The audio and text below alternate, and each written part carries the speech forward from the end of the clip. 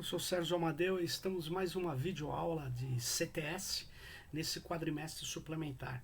E nessa videoaula eu vou tratar exatamente de um tema bem complexo e muito importante, que é a oposição entre tecnologia e cultura, mas que também pode ser pensada como antes, a base dessa oposição é a contraposição natureza e cultura, ou natureza e sociedade.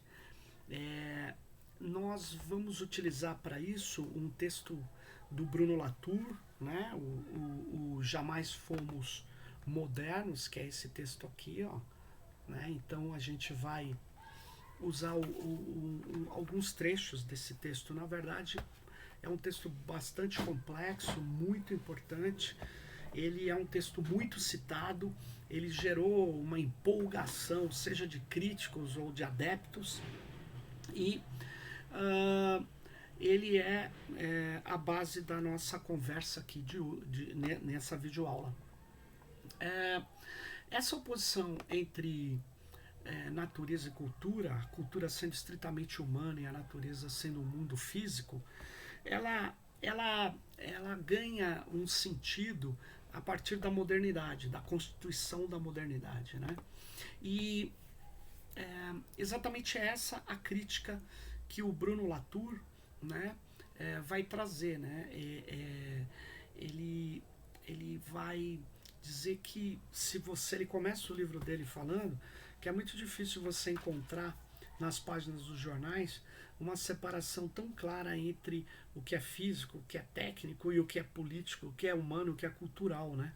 E ele vai mostrando, ele, além de uma página de jornal, ele vai mostrando a dificuldade de fazer essas separações, que são separações que nasceram e se proliferaram no mundo moderno, né? E essas separações, elas na verdade não têm sentido, porque como o Bruno Latour diz, que o que mais nós encontramos são híbridos, né? São coisas que integram o mundo físico, o mundo humano, o mundo cultural, o mundo tecnológico. A natureza e a cultura, elas não estão apartadas. Quem dividiu isso, né, foi exatamente o mundo moderno, o pensamento do mundo moderno, a racionalidade moderna, né?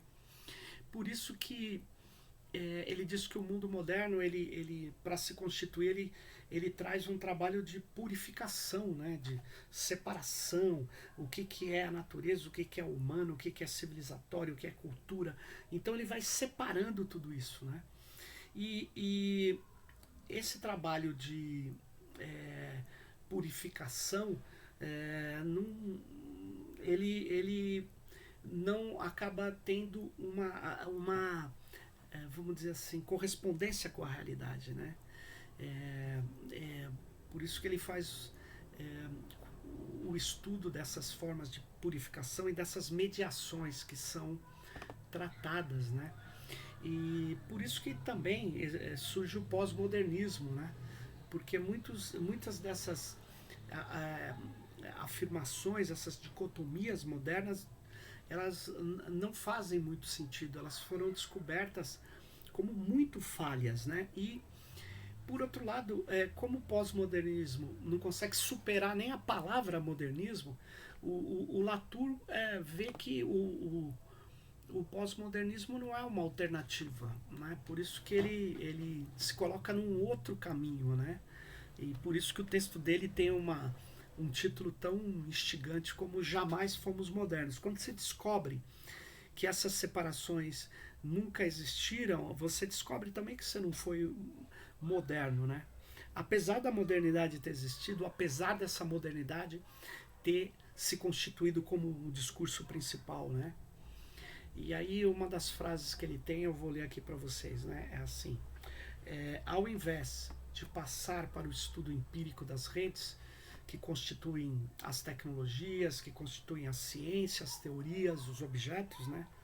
Porque o Latour considera que você pega aí um videogame como esse aqui, ó, esse videogame que eu tô, não sei se você está vendo aqui, meu filho usa, né? Isso aqui aparentemente é um objeto único, né? Mas ele na verdade, um conjunto de determinações, de profissionais, de redes, de conhecimento que são aplicados aí, né? Então, voltando ao Latour, para você entender o que ele chamou de rede. Ao invés de passar para o estudo empírico das redes, que dá sentido ao trabalho de purificação que denuncia, o pós-modernismo ele rejeita qualquer trabalho empírico sendo ilusório e enganador. Então ele faz essa crítica, né, que é preciso seguir as redes que geraram esses objetos aí, que vai aparecer todo o hibridismo, né?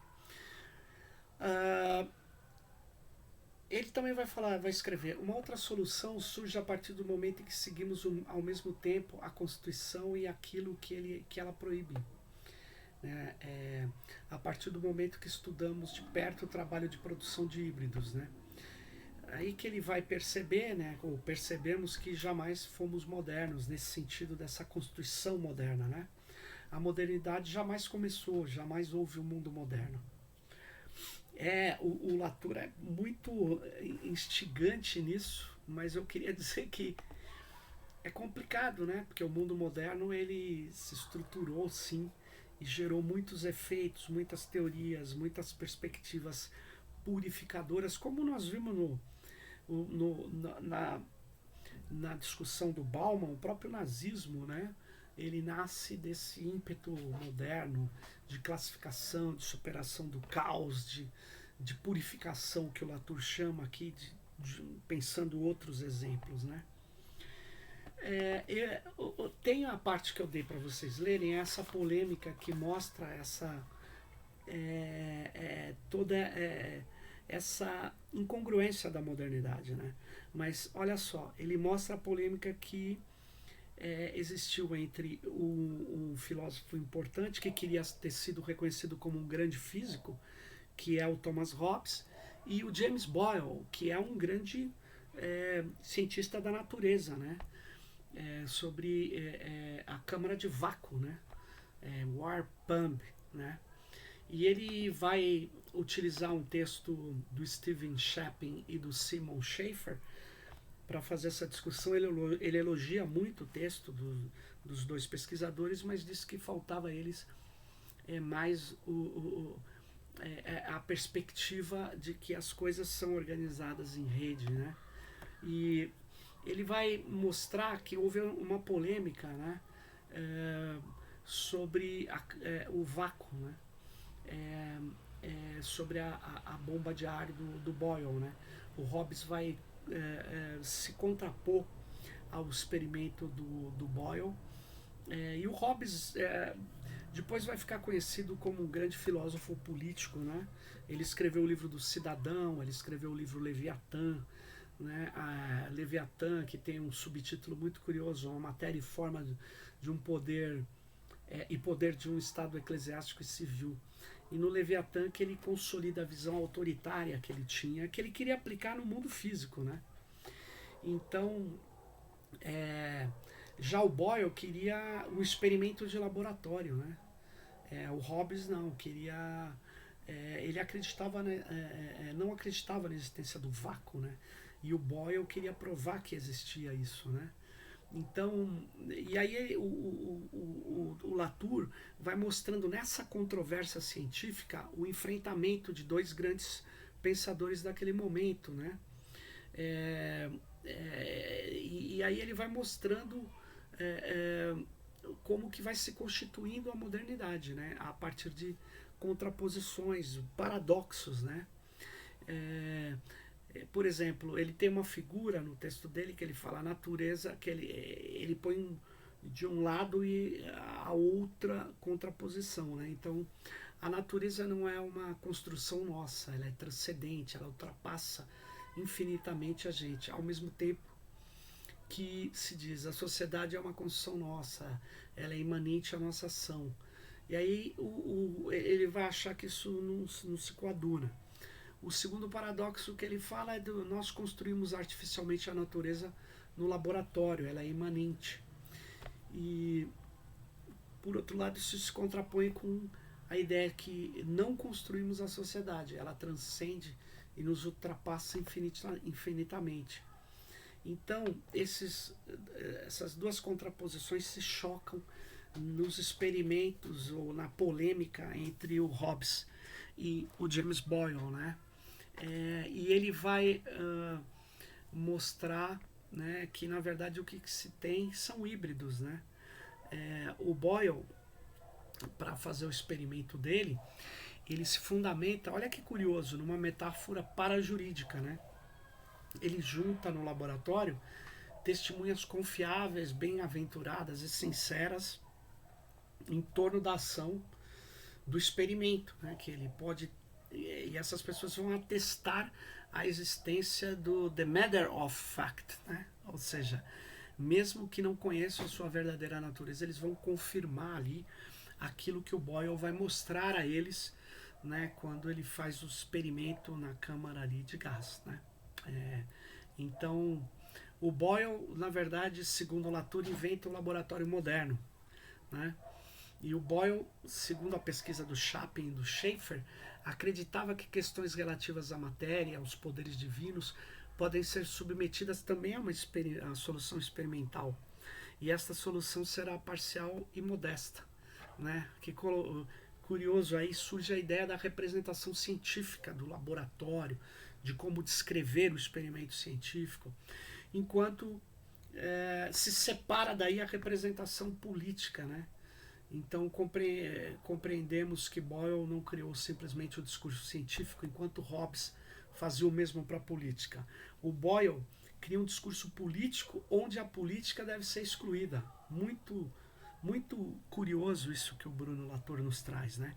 Enquanto que o Hobbes imaginou uma política científica da qual a ciência experimental deve ser excluída. Então ele mostra a construção nesse enfrentamento do que foi o mundo moderno, esse mundo que separa, né, a natureza da cultura. Em outras palavras, né, eles inventaram, segundo essa perspectiva do Bruno Latour, eles inventaram um mundo moderno, um mundo no qual a representação das coisas através do laboratório encontra-se dissociada da representação dos cidadãos, que é feito pelo contrato social, né, que era uma técnica política hobbesiana, né? Portanto, cabe à ciência a representação dos não-humanos, mas lhe é proibida qualquer possibilidade de apelo à política. Cabe à política a representação dos cidadãos, mas lhe é proibida qualquer relação com os não-humanos, produzidos e mobilizados pela ciência e pela tecnologia. Em seu debate, os descendentes de Hobbes e de Boyle nos fornecem os recursos que usamos até hoje. De um lado, a força social, o poder; de outro, a força natural, o mecanismo. De um lado, o sujeito do direito; de outro, o objeto da ciência. O Bruno Latour e outros, como o Michel Calon, o John Law, eles vão contestar essa divisão, essa dicotomia, essa separação de natureza e cultura, de humano e não humano, e eles vão criar uma teoria, a teoria do ator-rede. Né? Por quê? Para ele, toda a constituição de objetos e propriamente a nossa constituição, ela é composta por uma rede de influências, uma rede de equipamentos, uma rede de dispositivos, né? E por isso que quando você quer explicar um fenômeno, você tem que ir atrás da rede que o constituiu. É por isso, inclusive, que eles chamam de TAR, né? Em português, teoria do ator-rede, ou no caso, essa teoria em inglês seria ANT, né? Actor Network Theory, que também é o nome da formiga, né? E traduzindo para o português, seria formiga e ant em inglês, né? Seria seguir o trajeto da formiga para poder, né, tratar as relações sociais, incluindo o poder, a organização e os efeitos que essa rede criou, né? Para o John Law, a tarefa da sociologia é caracterizar as formas pelas quais os materiais se juntam para se produzirem e reproduzirem os padrões institucionais e organizacionais das redes sociais, né? nós deveríamos começar com um quadro limpo, né? Por exemplo, podemos começar com a interação e assumir que a interação é tudo que existe, né? É curioso essa perspectiva deles, né? Então eles querem reproduzir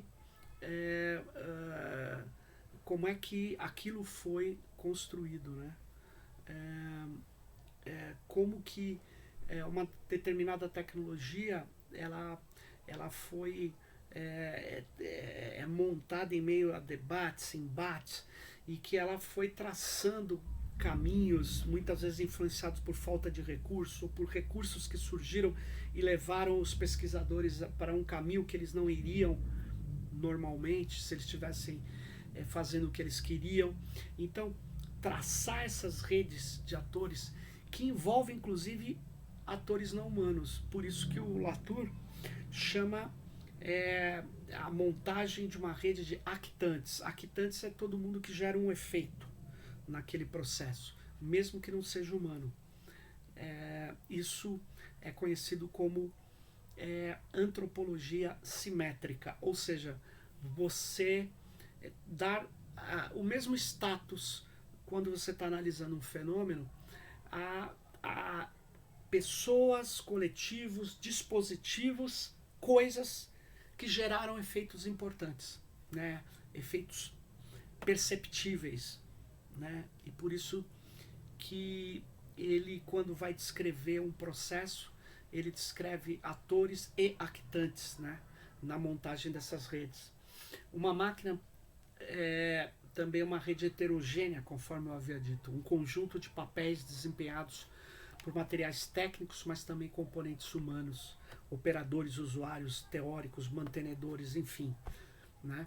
A abordagem dessa teoria do ator-rede, ela se apresenta com um espírito radical, porque ela não apenas apaga divisões analíticas entre agenciamento e estrutura, entre o macro e o micro, né, social, mas também ela propõe tratar diferentes materiais, pessoas, máquinas, ideias e tudo mais como efeitos interativos e não como causas primitivas, né?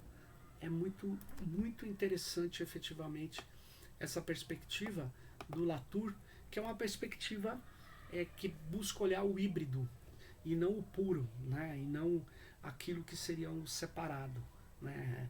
Que a modernidade separou, natureza de um lado, cultura de outro. Hoje nós estamos percebendo, principalmente por causa da crise ambiental, que por mais que a gente toda hora se fale, não, o homem também é um animal, né? Mas na prática toda a construção humana é de que o homem é um ser absoluto, apartado da natureza. E nós estamos vendo que isso não é viável, isso não é possível. Esse pensamento da modernidade de purificação não é algo que seja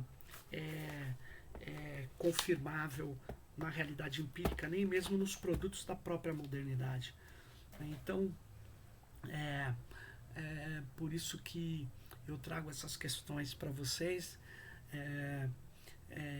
que eu poderia chamar de a oposição natureza-cultura, a oposição tecnologia-cultura e a proliferação de híbridos, né? Sim, no fundo o que temos são híbridos, né? É isso que eu queria trazer para vocês nessa videoaula. Espero que tenha sido interessante e gerado dúvidas e reflexões, porque é assim que a gente avança, buscando curiosamente perseguir as redes, né? As redes que constituem o pensamento, que constituem as tecnologias, que constituem as teorias. É isso aí, e até a próxima.